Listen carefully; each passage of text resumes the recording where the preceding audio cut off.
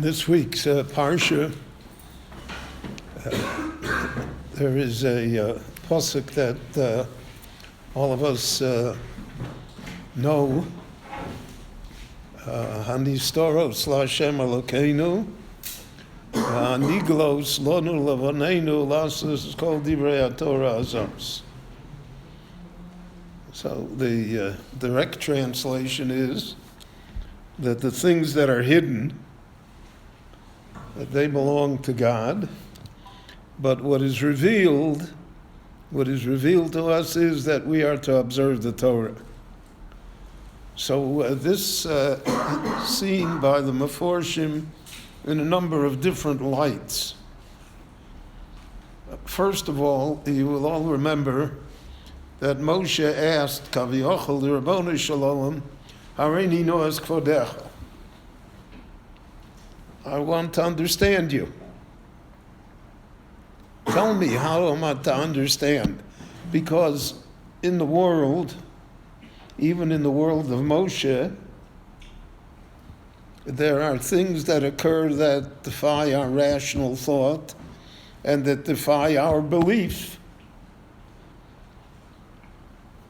And why does the Lord tolerate it? Why does he allow it to happen? So Moshe asked, Hareini noas kvodecha. So Moshe asked that after the Lord forgave the Jewish people for the ego. So Moshe wanted to use that to prevent that another ego would ever be made. If I understood, if I know the pattern, if I know, so to speak, how heaven views these things, I can teach it to the Jewish people and they will understand, because a lot of what happens with the ego is because they don't understand. They don't know what happened to Moshe, right? He's gone for 40 days. Where did he go? What happened to him? The Bon Shalom didn't inform them. So therefore, Moshe asked, Hareini noas kvodecha, show me, allow me to understand you. And Kaviochel Rabboni Shalom replies to him, can't be. Kilo Yerani Odom V'choi. Human beings will not understand forever. That's what Yerani means. Doesn't mean to see, because Rabboni Shalom eino guf ve'ein lo dmus haguf. But it means you'll never how it works. You're not privy to it. And the Navi will say it later in a more direct fashion. Kilo machshavosechem machshavosai v'lo darchechem drochoi. There's no comparison here. My ways are not your ways. My view of things is not you'll never understand God. So you can well understand that Moshe is troubled by that. The parsha continues. Ata omer elai hales omazeh. You give me the challenge that I'm supposed to raise this people, raise them to heights of spirituality. V'lo hodatani, and you didn't tell me how, and you didn't tell me anything about it. You give me an assignment without the basic tools to fulfill it. And apparently this disturbs Moshe through his entire career. It's part of the frustration of leadership. Is because, for instance, in the revolution of Korach, they said, who are you? So what's Moshe going to say? God told me to do it? He says, no, what are you talking about? You took it all for yourself. For you and for Aaron and for Aaron's children,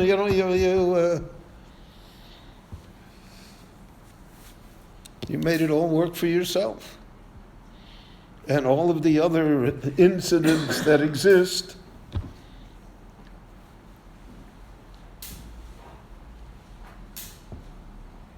the Jewish people didn't want to go to Eretz Yisrael, so they said, Ki chozaku mimenu, God can't do it. So Moshe can't move them because he is not equipped. So now at the end of his life, at the end of his career, so these parshas, Nitzavim, Vayelech, Hazinu, Zos Abrocha, are the last chapter of Moshe and of the Jewish people. So now he comes to this realization that Hanistorah L'Hashem Elokeinu, whatever is hidden, whatever we don't understand, we will never understand. V'aniglos, but what is clear from the entire experience of the 40 years in the desert, and what is clear from the whole story of the Jewish people throughout the ages, Lonu levanenu, for us and for our descendants, the last is called Divrei HaTorah Azos. That only by holding on to the Torah, somehow will we survive and succeed and have meaning in our lives. Otherwise, the questions will overwhelm us. Now that's don't have to dwell upon it, but all of us know the Holocaust is not a simple matter. Cannot be dealt with just philosophically. So what happened there? And really, I think that this statement of Moshe, Hanistorah L'Hashem Elokeinu, comes after the Tochacha that we had in the Parsha of Ki Tavo. So when the Jewish people heard that Parsha, so then Mechori Afagod, this Parsha will say, the nations of the world will say, what are they talking about? What did they do so bad?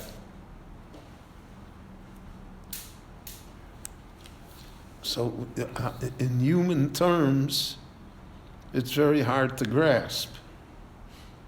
Very hard to us to come to any sort of peaceful resolution. All the great thinkers of Israel had one thing in common. They said we all have to learn how to live with questions. In Yiddish, they used to say, "Von a kasha starb man it."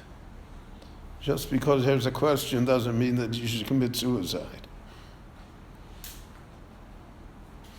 So life is inexplicable. It's irrational. It has many more questions than answers. On an individual basis, as we all know, there are many things happen to us in life. Why? What? And on a national basis, well, I mean, the Jewish people are worse than North Korea.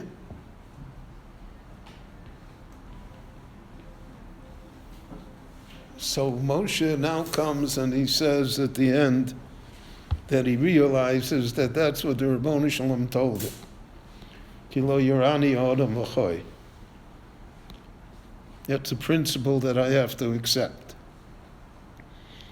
And that principle is translated into the simple words of this posuk, Hanistorah L'Hashem Elokeinu, that what is not understandable to us, which is nistar, which is hidden from us, so that's God's problem, not mine. I'll never understand it. There's a famous anecdote that somebody once came over to Einstein and he said, "I don't understand your theory of relativity." So Einstein said to it, I don't understand it either, but it's true. Because Einstein was troubled because there's another theory in physics about the fact that you can't measure anything. By measuring it, you change it already. All sorts of wild theories that have also been proven true. And if that theory is true, then Einstein's theory is not true. And if Einstein's theory is true, then that's not true. And both have been proven by experiment to be true. So that's what he said. He said, I don't understand it either, but I know that it's true. So that is not only true regarding nuclear physics, it's true regarding life. That Hnesdoros L'Hashem Elokeinu. In our world, it doesn't quite add up, and it's hidden. But Vaniglos, what we do know is what is true is Lonu Levaneinu Lassos Kol Divrei HaTorah Azos. Now, there is a custom. There's a discussion as to whether this is a halacha or only a custom. It was raised this week here to me. In most Sifrei Torah, there are dots on top of the end of this pasuk. Aniglos lonu levaneinu lassos kol divrei HaTorah azos. There are small dots on top of the letters. What if you have a Sefer Torah that doesn't have the dots, as we have here? And the Sefer Torah that we use, because it's small and light and whatever. Every Sefer Torah has its own mazel. So should we use it? It doesn't have the dots. Now the dots, Rashi brings a drosha on it. And it's mentioned in the Gemara about the dots. Nokud. It's got dots on top of it. And there are many pshotim as to why it's dotted. Rashi mentions one, but there are other pshotim as well. But everybody agrees that it's for emphasis. There's a reason why the dots are there, why it was put there. So again, the only question in halacha is whether or not that's just a custom or whether it's a necessity. So we'll leave that to greater minds than mine. But I think we should use a different Sefer Torah. But that's just my opinion.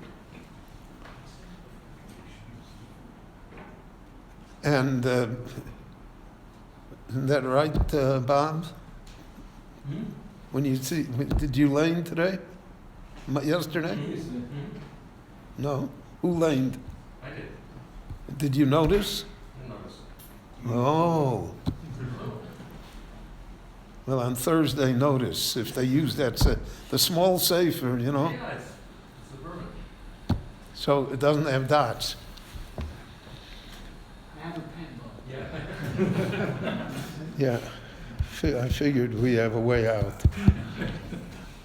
But the whole concept of the nokud, of why they had dots, is to put an emphasis on this.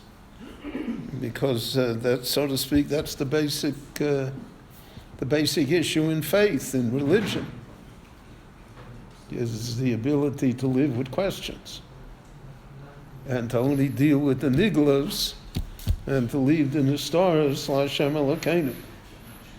So that's a challenge. All of the Torah is a challenge.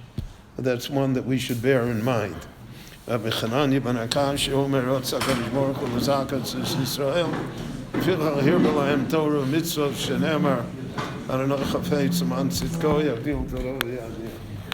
Dali Kadash Merava. Amen. Madara Krute Yelech Lapade, Bechaychon, Yelechon, Chaychon, Beit Yisrael, Vagalam, Makarevim, Ruach, Mayo Yisrael.